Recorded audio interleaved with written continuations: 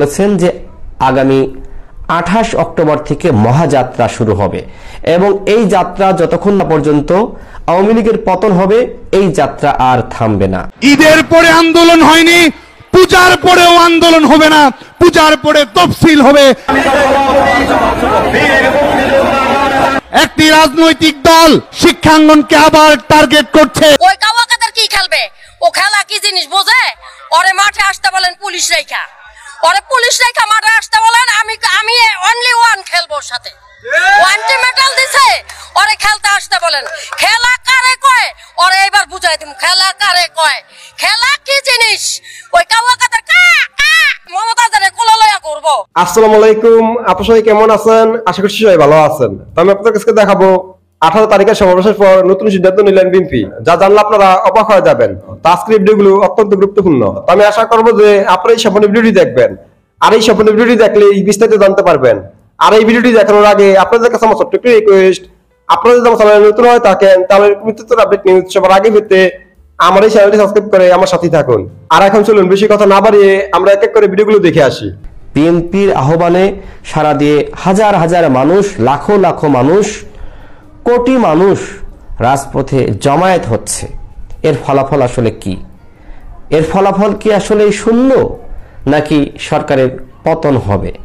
সেই ঘোষণা আজকে বিএনপির মহাসচিব মির্জা ফখরুল ইসলাম আলমগীর সাহেব দিয়েছেন। তিনি বলেছেন যে আগামী 28 অক্টোবর থেকে মহাযাত্রা শুরু হবে এবং এই যাত্রা যতক্ষণ না পর্যন্ত আওয়ামী লীগের পতন হবে এই যাত্রা আর থামবে না। আসলেই থামার কোনো সুযোগ নাই। এই লড়াই আমাদের বাঁচা মারার লড়াই। এই লড়াইয়ে আমাদের অবশ্যই জিততে হবে। এই লড়াইয়ে আমরা হেরে যাওয়ার জন্য রাজপথে নামি নাই। আর আজকে দেখেছেন যে আপনার আওয়ামী লীগ তারাও কিন্তু শান্তি এবং উন্নয়ন সমাবেশ করেছে, সেখানে লোক নাই, সেখানে খুব বেশি লোক জমায়েত হয়নি। আমার কথা যদি বিশ্বাস না হয় সাংবাদিকদের কাছ থেকে আপনারা জেনে নেন। দুই সমাবেশের মধ্যে পার্থক্য আপনারা একটু দেখেন। আর আওয়ামী লীগের সাথে কি আর কেউ আছে? বিএনপির সাথে তো আরো আপনার প্রায় 35টি দল যুগপৎ আন্দোলন করছে। আওয়ামী লীগ উন্নয়ন এবং শান্তি সমাবেশ করছে, অন্য কোনো দল তাদের পাশে নাই। এই যে আওয়ামী লীগের আপনার সাধারণ সম্পাদক থেকে শুরু করে আওয়ামী লীগের শীর্ষ নেতৃবৃন্দ তারা বলছে যে কই বিএনপির সাথে তো কেউ নাই। কিন্তু আমরা তো দেখছি যে বিএনপির সাথে আমরা রয়েছি, বিএনপির সাথে অসংখ্য রাজনৈতিক দল রয়েছে, বরং আওয়ামী লীগের এই ভুয়া উন্নয়ন এটি পালন করার জন্য কেউ রাস্তায় নামছে না। একদিকে মানুষ না খেয়ে মারা যাচ্ছে আর তারা উন্নয়ন সমাবেশ করছে, তারা অগ্রযাত্রার সমাবেশ করছে, অথচ আমরা তো পিছিয়ে গিয়েছি। আমাদের পেটে খাবার নাই, আমরা দুঃখ দারিদ্র এবং আমরা এক প্রকার রোগ শোকে আক্রান্ত, কারণ অসুস্থ হলে আমাদের চিকিৎসা নেওয়ার মতন অবস্থা নাই। অথচ এই যে সরকারের মন্ত্রী এমপিরা একটু অসুস্থ হলেই তারা সিঙ্গাপুরে চলে যায়। এই যে উবায়দুল কাদের সাহেব কিছুদিন আগেই তিনি ঘুরে আসলেন সিঙ্গাপুর থেকে, বা কোন একটি দেশে সম্ভবত সিঙ্গাপুরেই তিনি চিকিৎসা নিতে গিয়েছিলেন। ইতিমধ্যে আমাদের আওয়ামী লীগের অনেকেই তারা যাচ্ছে চিকিৎসা নিতে, অথচ এদেশে হাজারো মানুষ, আমি গতকাল প্রথম আলো পত্রিকায় দেখলাম আপনার প্রায় 2.5 লাখের কাছাকাছি মানুষ এই বছরে ডেঙ্গুতে আক্রান্ত হয়েছে। আপনার 1000-এর অধিক মানুষ মারা গিয়েছে। এরকম পত্রিকায় যেগুলো আসছে, অনেক খবর তো পত্রিকায় আসলে আসে না, সেই খবরগুলোতে আসলে আমরা জানিও না কত মানুষ এইভাবে আক্রান্ত হয়ে মারা যাচ্ছে। ঢাকার 2 মেয়র, তারা কি, তাদের কাজটা কি? তারা মানুষকে ডেঙ্গুর হাত থেকে রক্ষা করতে পারছে না। ঢাকা শহরগুলোতে চিকিৎসা নাই, মানুষ খাবার পাচ্ছে না। এই কারণেই সরকারের উপরে অতিষ্ঠ হয়ে মানুষ রাজপথে নেমে গিয়েছে। আজকে ঢাকার রাজপথে বঙ্গোপসাগরের উত্তাল ঢেউ নেমেছিল এবং সেই ঢেউয়ে, জনতার ঢেউয়ে ইতিমধ্যে নৌকা ডুবে গিয়েছে। নৌকা আর খুঁজে পাওয়া যাচ্ছে না, নৌকা খুঁজে পাওয়া যাবে না। জনগণের বিজয় হবে, জনগণের জনস্রোতের মাধ্যমেই এই ফেসিবাদ তন্ত্রের অবসান হবে। এটিকে আপনি বিশ্বাস করেন? আপনি যদি বিশ্বাস করেন একটু কমেন্ট করে মতামত জানাবেন। আমাদের আত্মবিশ্বাস আমাদের জন্য গুরুত্বপূর্ণ, যে আমরা কতটুকু আত্মপ্রত্যয়ী, কতটুকু আত্মবিশ্বাসী। আপনি যদি হেরে যাওয়ার স্বপ্ন দেখে রাস্তায় নামেন তো দেখি কি হয়। এই হতাশার চিন্তার জায়গা থেকে রাস্তায় নামেন, জিততে পারবেন না।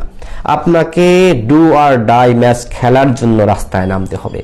এই লড়াই আমাদের বাঁচা মারার লড়াই, এই লড়াই আমাদের পিঠ থেকে গিয়েছে। যেটি বিএনপির মহাসচিব মির্জা ফখরুল ইসলাম আলমগীর বলেছেন যে এই পূজার মধ্যে সিদ্ধান্ত নেন আপনারা কি করবেন। আমিও বলতে চাই এর মধ্যে সিদ্ধান্ত নেন। আপনারা জানেন যে আমেরিকা যাকে ধরে তাকে সহজে ছাড়ে না। ঈদের পরে আন্দোলন হয়নি, পূজার পরেও আন্দোলন হবে না, পূজার পরে তফসিল হবে।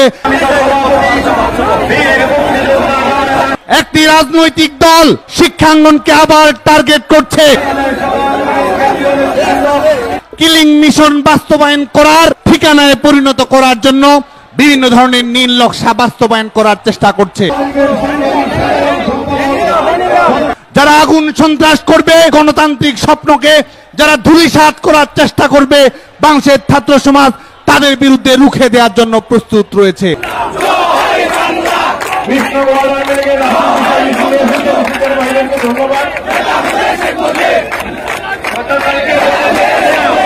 আজকে বাংলাদেশের ছাত্র সমাজ মাননীয় প্রধানমন্ত্রী বঙ্গবন্ধু কন্যা দেশরত্ন শেখ হাসিনার সরকারের নেতৃত্বে নিরাপদ শিক্ষাঙ্গন, গণতান্ত্রিক বাংলাদেশ এবং উন্নয়নের অগ্রযাত্রায় সমৃদ্ধ বাংলাদেশের যে স্বপ্ন দেখছে, সেই স্বপ্নকে ধূলিসাৎ করার জন্য ষড়যন্ত্রকারীরা নতুন করে প্রস্তুত হচ্ছে।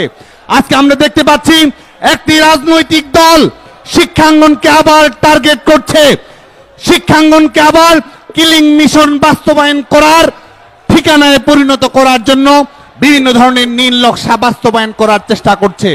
আজকে আমাদের বাবা মায়ের স্বপ্ন নিয়ে নতুন করে আবার ছিনিমিনি খেলার চেষ্টা করা হচ্ছে। বাংলাদেশের ছাত্র সমাজ আর ঘরে বসে থাকবে না। যারা আগুন সন্ত্রাস করবে বাংলাদেশের ছাত্র সমাজের গণতান্ত্রিক স্বপ্নকে, যারা ধূলিসাৎ করার চেষ্টা করবে বাংলাদেশের ছাত্র সমাজ, তাদের বিরুদ্ধে রুখে দেওয়ার জন্য প্রস্তুত রয়েছে। আজকে আমাদের গণতান্ত্রিক প্রক্রিয়াকে যারা বাধাগ্রস্ত করতে যাবে, আমরা বাংলাদেশের ছাত্র সমাজ দৃঢ়ভাবে বিশ্বাস করি রাজনৈতিক দলগুলো তাদের ইশতেহার দেবে, বাংলাদেশের মানুষ সেটি পছন্দ করবে, তরুণ প্রজন্ম ভোট দিয়ে রাজনৈতিক দল নির্বাচিত করবে। কিন্তু আজকে আমরা দুঃখের সঙ্গে, ক্ষোভের সঙ্গে, লজ্জার সঙ্গে আমরা লক্ষ্য করছি আমাদের গণতান্ত্রিক প্রক্রিয়াকে আজকে বাধাগ্রস্ত করার চেষ্টা করা হচ্ছে। নির্বাচিত নেতৃত্বের মাধ্যমে নির্বাচন পরিচালিত হবে, সেটিকে বাধাগ্রস্ত করার চেষ্টা করা হচ্ছে। শান্তিপূর্ণ শিক্ষার পরিবেশকে বাধাগ্রস্ত করার চেষ্টা করা হচ্ছে। আজকের এই সমাবেশের মধ্য দিয়ে তাদের বিরুদ্ধে আমরা কড়া হুঁশিয়ারি উপস্থাপন করতে চাই এবং যে কোনো মূল্যে বাংলাদেশের সাংবিধানিক অগ্রযাত্রা, গণতান্ত্রিক অগ্রযাত্রা অব্যাহত থাকবে, সেই শপথ বাংলাদেশের ছাত্র সমাজের পক্ষ থেকে আমরা ব্যক্ত করতে চাই।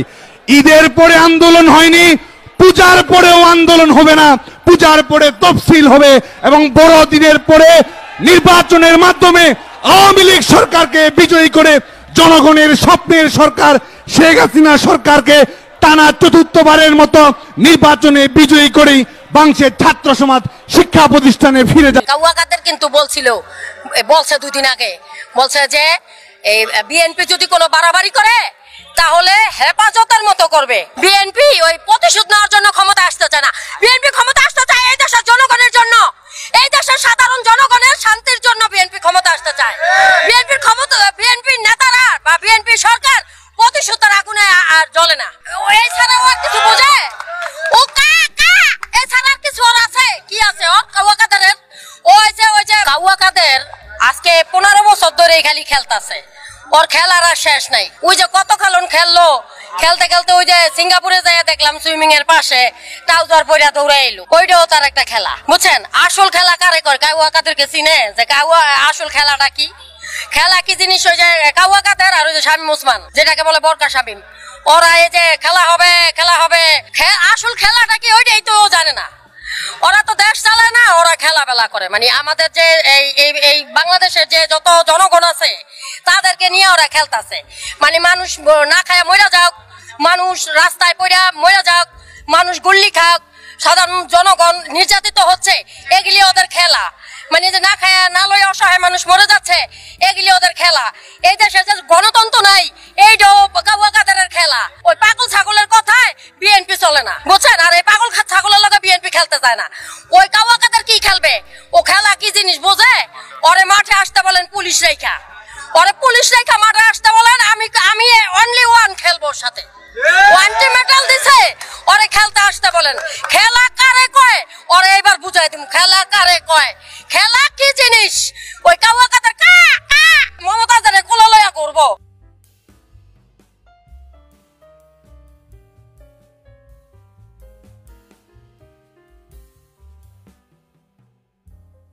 আমি আশা করছি যে আপনারা সবাই ভিডিওটি দেখেছেন। তো আপনাদের যদি বেশি ট্রেনিং কোনো মতামত থাকে আমাকে অবশ্যই কমেন্টে জানাবেন। আর আপনারা যদি আমার চ্যানেলে নতুন হয়ে থাকেন তাহলে আমার এই চ্যানেলটি সাবস্ক্রাইব করে আমার সাথেই থাকুন। তো দেখা হচ্ছে পরবর্তী ভিডিওতে। সেই বন্ধু সবাই ভালো থাকবেন, সুস্থ থাকবেন। আল্লাহ হাফেজ।